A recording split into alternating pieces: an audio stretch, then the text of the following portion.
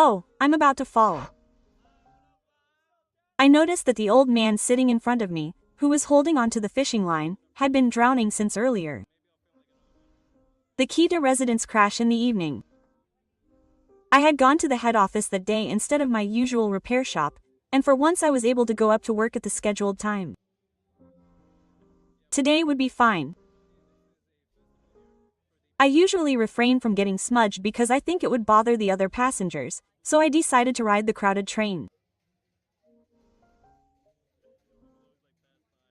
I was happy that I was lucky enough to get a seat, but before I knew it, an old man with a large bag got on the train right after I got on.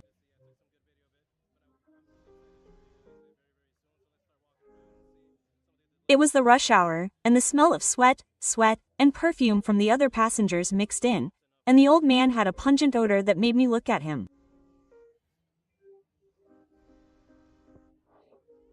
Is he having trouble with the smell? Is it hard to keep his balance because of the large bag? The other passengers who had been bumped into by the staggering old man looked at him with annoyed expressions. Old man, don't sit here, it's dangerous. I couldn't stand to see that, so I gave up my seat to the old man. Are you sure? Thank you. The old man thanked me apologetically and sat down, staggering. Soon he began to let out a small tear. He seemed sleepy. Did the old man lose consciousness when he let his guard down? He kept picking up his luggage that had fallen off his knees as he rowed the boat.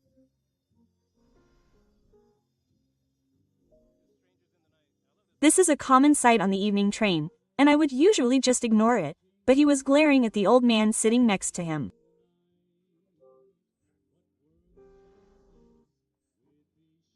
The young man sitting next to the old man must have been worried that the old man would lean on him.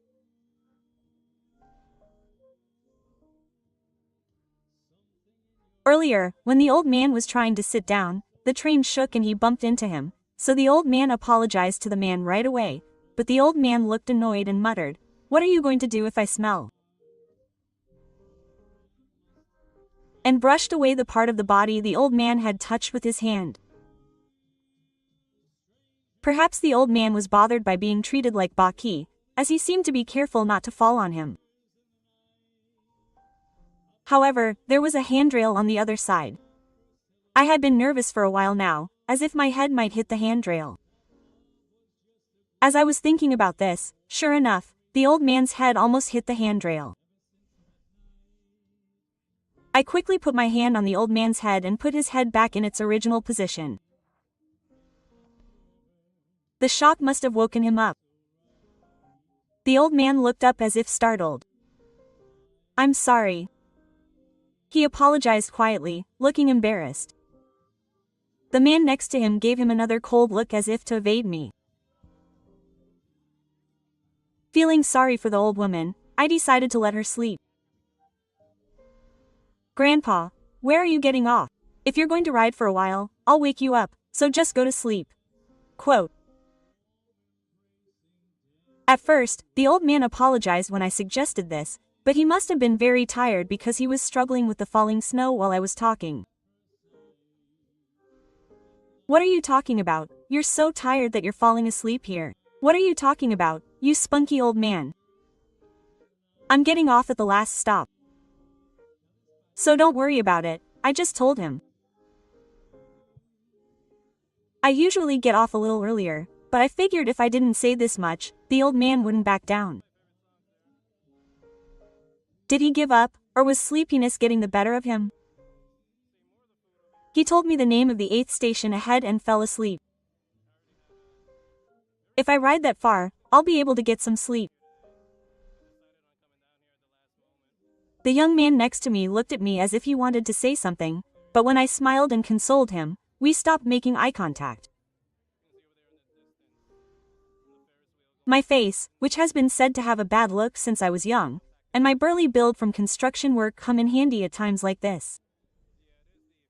Thanks to that, I have a hard time getting a girlfriend, but after a while, the station where the old man was getting off approached. Grandpa, we're almost here. Yeah. Oh, thank you. We've arrived. Are you okay? Yes. Thanks to you, I was able to relax.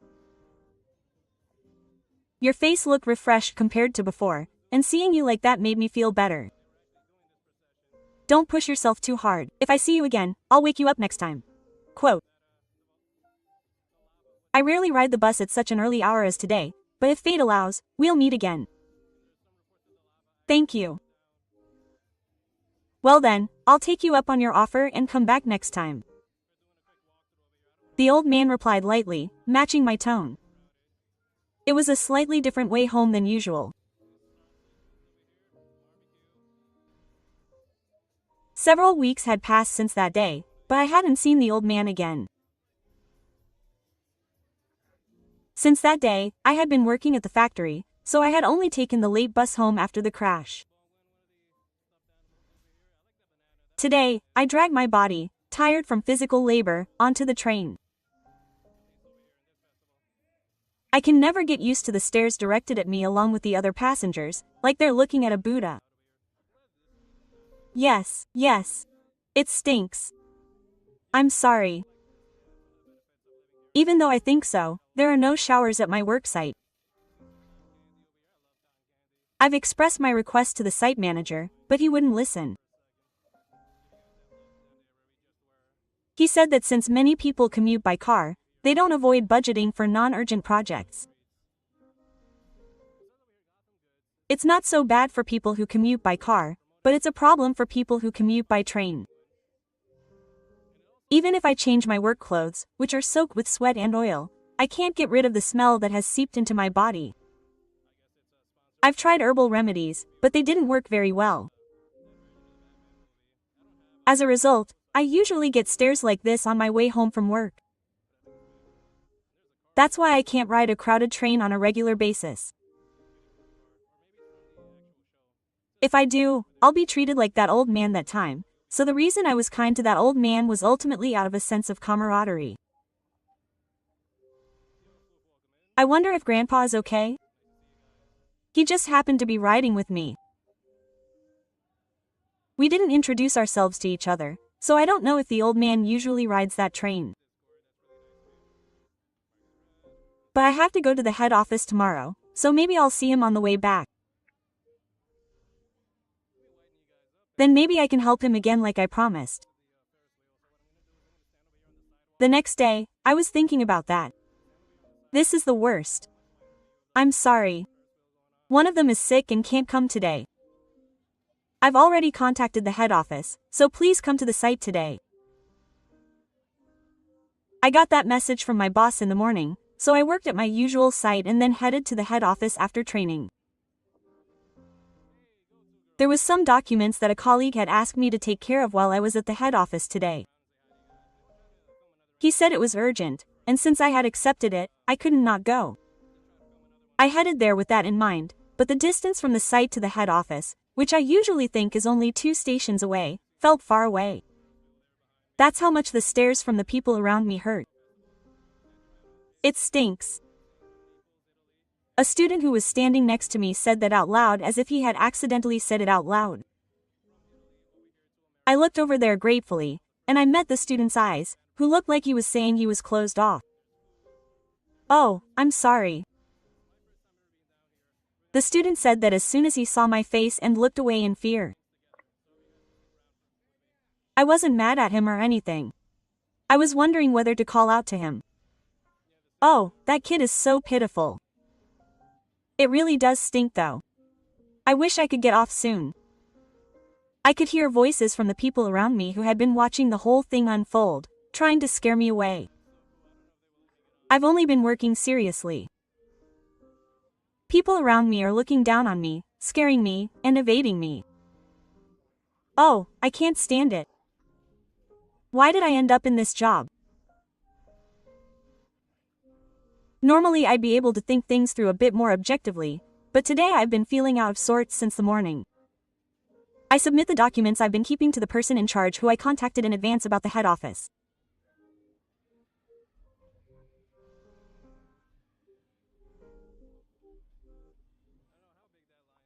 My business is done, but I don't feel like getting on that crowded train again right away, so I'm thinking about killing time somewhere when I hear a young man call out to me from behind. Yes. The company entrance. There was no one else there, and the voice echoed loudly, so I turned around, thinking it was him. There was that old man up ahead. Huh? Grandpa. Yes. Long time no see. The old man approached me with a smile, and unlike that day, he was dressed neatly. It was an unexpected person to meet in an unexpected place. Surprised and happy to see him again, I realized something. If we're meeting here, does that mean he's someone related to our company? Sorry. I'm sorry. Don't mind me apologizing for talking like that now, even though it's too late. Besides, it's already after hours. Huh. That's right. Then the person I met here is the old man you helped the other day. He's probably using this old man's presence to continue the casual conversation we had that day. And I felt my irritated feelings from earlier calm down. I understand, old man. I did so with a slackened smile on my face. Satisfied with my answer, the old man asked me if I was going home now. Yes, I would love to go home. Look, I smell right now. The trains aren't running at this time. The old man nodded at me when I said that. Then I'll take you home today. Just a moment. He said that and started making a phone call somewhere. Can you drive, old man? Thinking that, I stopped in front of a car in the parking lot where the old man had taken me. I told you, old man, that I smell. I can't get in this car. How much would it cost to clean a luxury car if it smelled? The driver was surprised to see me. This is impossible. Norin. Can't he see my refusal? The old man says I'm the only one using this, so don't worry about it. But you know, I smelled the other day too, didn't I? The old man asked me that. Then he suddenly started talking about that day. My wife had emergency surgery the day before that day. I got a call after work saying that my wife had collapsed, and I was tied up and spent the whole time with her, not being able to take a bath or change my clothes. When the surgery was over and she woke up, she scolded me and told me to go home and get my things, and that was when I finally moved. I was in such a state that I couldn't do anything on my own. So that's why I looked so exhausted that day. I was at my limit both physically and mentally. I'm really glad I spoke to her. My decision at that time wasn't wrong. If something had happened to the old man, his wife, who had just finished her surgery, would have been devastated. Even though the station was close to the hospital, I was so lost in thought at the time that I only remembered the car when my wife asked me later why I hadn't called a car. That's why I'm grateful to you.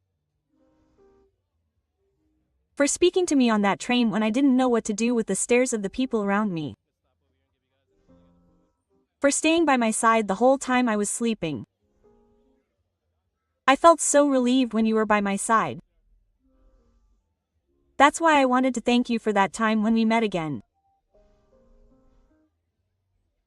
As if in response to the old man's words, the driver opened the back door. He had been surprised by my presence just a moment ago, but now I could see no negative feelings. And you promised to wake me up, didn't you? I gave in to the old man who brought up that casual promise we made back then. At least leave the window open. I hadn't seen the old man since that reunion a few weeks ago. There was no way he'd come back and ask me to pay for the dry cleaner later. At first, I was nervous, but now that I hadn't heard from him at all, I felt relieved and a little lonely. I have some good news, but I can't tell you. Our factory's equipment is going to be replaced soon to improve the work environment. I was surprised by the sudden news, but I'm already looking forward to it since it'll also have a shower room. Now I can ride the train without feeling irritated. That way I can go home even earlier. I'm excited to think that I'll have more time to spare, instead of waiting for the rush hour at work. But why did they suddenly have to be so careful with the equipment? Even when I showed him my tassel, he always ignored me. That old man's face comes to mind. No, there's no way something that good could happen. It's just my convenient delusion that the old man did something. But my senior calls out to me, interrupting my thoughts. There's a rumor that there's a relative of an executive at our site. Do you know anything about it? Huh? What's wrong? All of a sudden. No, the equipment hype change was sudden. Apparently the site manager asked about the reason, and apparently it wasn't just because it was old. Apparently, there was someone who told the executives that it was unbearable to make employees work in such an environment. The information my senior told me, who started talking as if we were having a secret conversation, only made the shadow of the person I had just mentioned even darker. I thought about thanking the old man the next time I saw him, but I decided not to. I didn't know when I would see him again, and I was sure he would just evade the question if I asked him. After all, the person I was meeting was just an old man every time. What did you think? Please subscribe to the channel to encourage me to continue making videos. See you in the next video.